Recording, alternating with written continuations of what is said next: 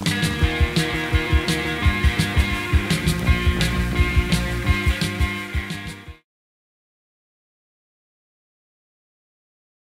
there's some giant red flags that have emerged, and a lot of us made remarks today about how to protect against those potential risks. About what's going to happen, especially in Pioneer Square, because the environmental review hasn't been done yet. So what's WSDOT's plan for making room for 60,000 additional cars a day on those historic streets? What's WSDOT's plan for protecting historic buildings?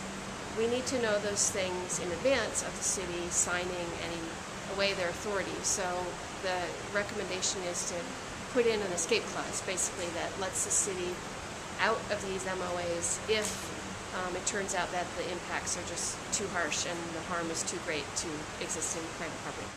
Before you start a project, if you don't even understand who's responsible for what costs, like how would things get any better once the disputes arise? So create a common ground understanding of who's paying for what and get all the project partners to agree on that. Because if you ask Ron Pondinen at WSDOT, how do you keep a project on budget? He says you cut scope.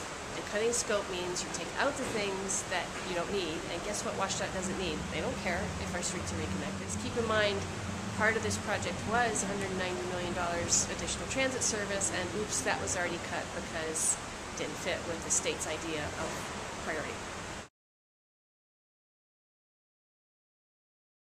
WSDOT relaxed those rules for this project because to ask someone to pay for bonds for a project of this scale is really expensive, and to get bonding that high would have put the bids over top.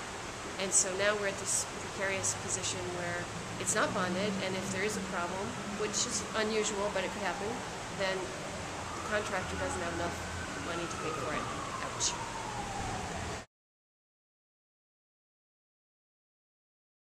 With the escape clause, what happens if they do decide to escape? Where do we go from there, in your opinion?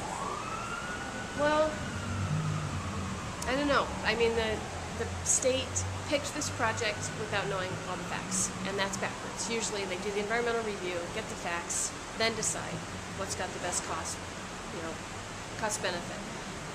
We didn't do that, so we're trying to sort of piece together what's the right way to proceed when you're doing it backwards. What I think should happen is there should be a plan B, because, given that another bidder dropped out, given that all these risks are coming to light, there's a pretty good chance this project might not survive, and we need to know what is a reasonable alternative. And of course, everyone knows I worked really hard to develop the I-5 surface transit hybrid approach, and I think that was one of the recommendations from the stakeholder process. WSDOT, King County DOT, SDOT, all stood together and said this would work, and we need to reconsider that, because that's the only option that gives us our waterfront back and provides mobility and does it at a price and a risk that's reasonable.